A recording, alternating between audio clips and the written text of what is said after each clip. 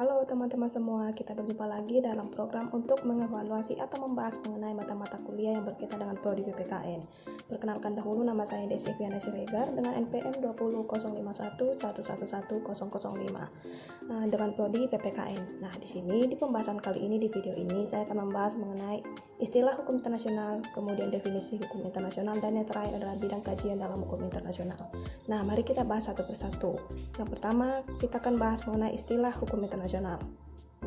Istilah hukum internasional ini sering dikaitkan atau dihubungkan dengan tiga istilah berikut ini. Yang pertama adalah hukum bangsa-bangsa atau dalam bahasa Inggris disebut dengan the law of nation, di mana dengan akar konseptual dalam bahasa Romawi yakni ius gentium, yang merupakan hukum yang berlaku dalam hubungan antar raja-raja, di mana subjeknya itu adalah bangsa. Yang kemudian ada istilah hukum antar negara atau interstate law, di mana hukum antar negara ini lahir ketika negara modern muncul dan subjek dari hukum antar negara itu adalah negara sendiri. Kemudian yang ketiga adalah hukum antar bangsa atau the law among nations.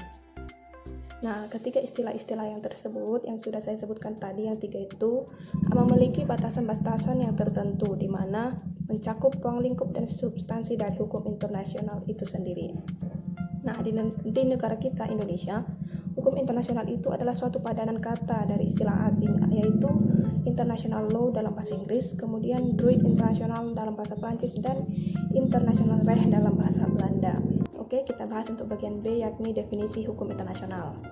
Menurut Charles Hyde, hukum internasional itu merupakan sekumpulan hukum yang sebagian besar terdiri atas prinsip-prinsip dan peraturan-peraturan yang harus ditaati oleh negara-negara. Nah, menurut Mukhtar Kusumaatmadja, bahwa hukum internasional itu merupakan keseluruhan kaidah-kaidah dan asas-asas yang mengatur hubungan antar atau persoalan yang melintasi batas-batas negara-negara, antar negara dengan negara, serta negara dengan subjek hukum bukan negara atau subjek hukum bukan negara satu sama lain. G. H. Church mengatakan bahwa hukum internasional adalah sekumpulan hukum atau body of law yang terdiri dari asas-asas, di mana hukum internasional itu sifatnya adalah wajib, sehingga harus ditaati oleh negara-negara yang ada di seluruh dunia dalam menjalin hubungan internasional. Oke, berikut untuk pembahasan yang ketiga adalah tentang bidang kajian dalam hukum internasional. Yang pertama itu adalah masyarakat internasional dan hukum internasional. Suatu istilah menyatakan bahwa di mana ada masyarakat maka di situ ada hukum. Nah, sama halnya dengan hukum internasional yang sangat erat kaitannya dengan masyarakat internasional. Mengapa dikatakan demikian? Karena memang bahwa hukum internasional itu akan ada jika suatu masyarakat internasional pun ada. Masyarakat internasional itu adalah landasan sosiologis bagi hukum internasional. Eksistensi masyarakat internasional itu terlihat dari sejumlah negara-negara yang ada di dunia yang sederajat dalam kehidupan dengan kepentingan untuk melakukan hubungan yang bersifat tetap dan berkelanjutan. Masyarakat internasional tak hanya merupakan kumpulan negara saja, namun sudah lebih mengarah pada masyarakat yang heterogen. Nah, yang kedua adalah tentang kedaulatan negara. Kedaulatan negara merupakan sebagai kekuasaan tertinggi yang terbatas pada batas wilayah suatu negara yang memiliki kekuasaan tersebut dan berakhir di mana kekuasaan suatu negara dimulai. Suatu negara yang berdaulat adalah negara yang merdeka, yang tidak berada di bawah kekuasaan negara lain menurut James Bartelson.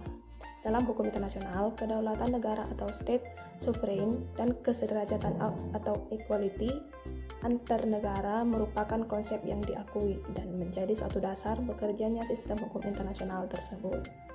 Kedaulatan menjadi dasar beberapa hak yang diakui oleh hukum internasional seperti hak kesederajatan, yurisdiksi wilayah, hak untuk menentukan nasionalitas bagi penduduk di wilayah tertentu, dan lain sebagainya. Nah, hukum internasional itu sendiri sudah diterima sebagai salah satu dari cabang ilmu hukum.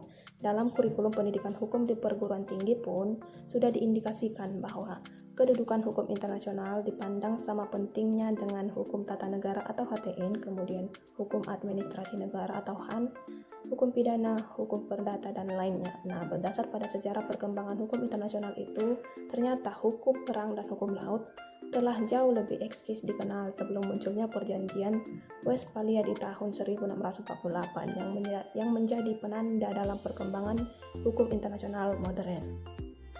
Nah, saat ini hukum perang yang dikenal lebih luas dengan hukum humaniter internasional atau International Humanitarian Law dan hukum laut internasional atau the Law of the Sea merupakan anak cabang dari ilmu hukum internasional yang saling relevansi. Kemudian ada bidang kajian dari hukum internasional itu tentang hukum diplomatik dan konsuler, yang juga merupakan bidang kajian hukum internasional yang lahir dari kebiasaan-kebiasaan internasional yang berlaku di kalangan-kalangan para wakil negara. Nah, melalui kodifikasi kebiasaan internasional tersebut telah melahirkan beberapa perjanjian internasional. Salah satunya adalah Vienna Convention on Diplomatic Relations pada tahun 1961, kemudian Vienna on Consular Relations tahun 1963, dan lain sebagainya.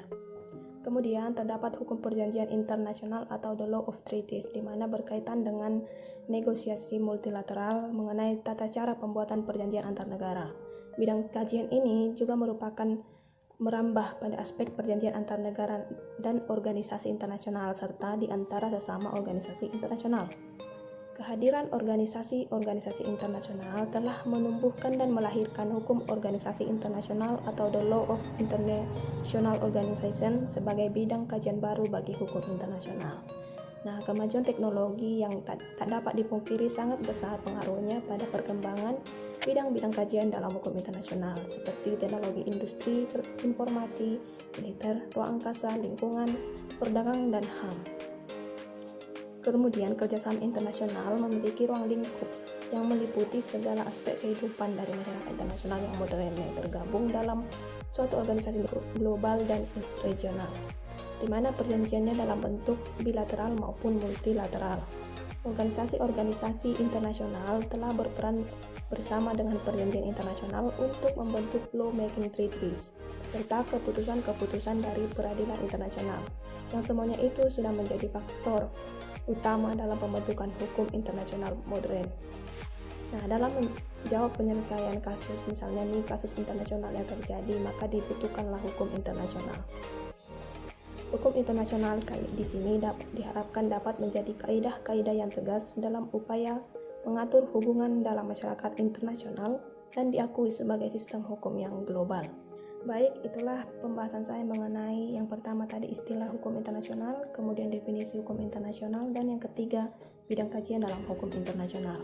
Akhir kata saya ucapkan terima kasih bagi yang sudah menonton video ini. Jangan lupa like, komen, dan share ke teman-teman sekalian supaya saya tetap bersemangat dalam melakukan pembahasan-pembahasan yang berkaitan dengan mata kuliah Prodi PPKN. Saya ucapkan terima kasih dan sampai berjumpa di kesempatan berikutnya.